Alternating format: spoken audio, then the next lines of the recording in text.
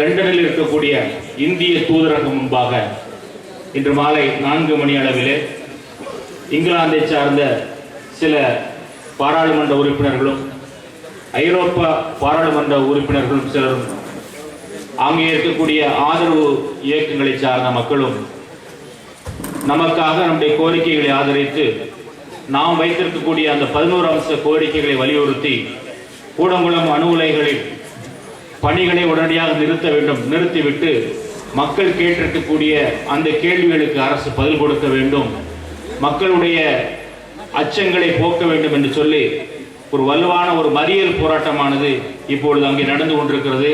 ஆகவே இப்பேற்பட்ட போராட்டத்தை முன்னெடுத்து செல்லக்கூடிய அனைத்து தோழர் அமைப்புகளுக்கும் இந்திய பாராளுமன்ற இங்கிலாந்து பாராளுமன்ற உறுப்பினர்களுக்கும் ஐரோப்பா பாராளுமன்ற உறுப்பினர்களுக்கும் நமது மக்கள் சார்ந்த பாராட்டுகளையும் வாழ்த்துக்களையும் நாம் தெரிவித்துக் கொள்கின்றோம். அவர்கள் இன்றைக்கு போராட்டம் நடத்தி கொண்டிருக்கிறார்கள். அதே வேளையிலே நேற்றைய தினத்திலே ஒரு அறிக்கையும் அவர்கள் வெளியிட்டிருக்கிறார்கள். இந்திய பிரதமருக்கும் தமிழக முதல்வருக்கும் நமது கோரிக்கையுடைய நியாயத்தை வலியுறுத்தி உடனடியாக மக்களிடம் பேச வேண்டும், மக்களுடைய கருத்துக்களை கேட்க வேண்டும், வழக்குகளை வாபஸ் வர வேண்டும் என்று சொல்லி ஒரு பயங்கரமான ஒரு கடிதத்தை அழகாக எழுதியிருக்கிறார்கள். அந்த கடிதத்தை இன்றைக்கு இந்து பத்திரிகையிலும் தினத்தந்தி பத்திரிகையிலும் வெளியிட்டிருக்கிறார்கள். ஆகவே இந்த செயல்பாடுகளை செய்து கொண்டிருக்கிற தோழர்களுக்கு மனமார்ந்த பாராட்டுகள். அதே வேளையிலே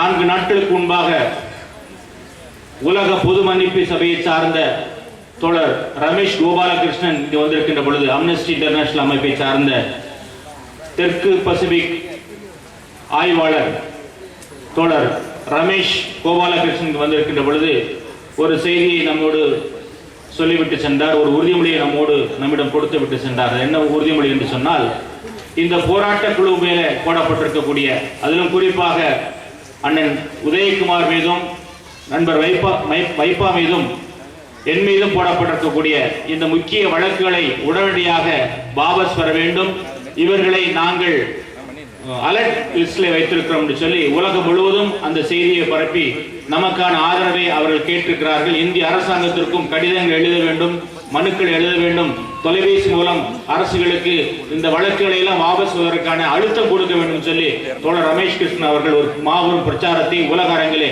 அவிழ்த்து விட்டிருக்கிறார். அவருக்கும் ஒரு மனமார்ந்த பாராட்டுகளை நாம் தெரிவித்துக் கொள்வோம். இது தவிர நம்முடைய கோரிக்கைகளை வலியுறுத்தி இலங்கையிலிருந்தும் சில ஆதரவு அமைப்புகள் நம்மோடு தொடர்பு கொண்டு சில செயல்பாடுகளை செய்து கொண்டிருக்கிறார்கள்.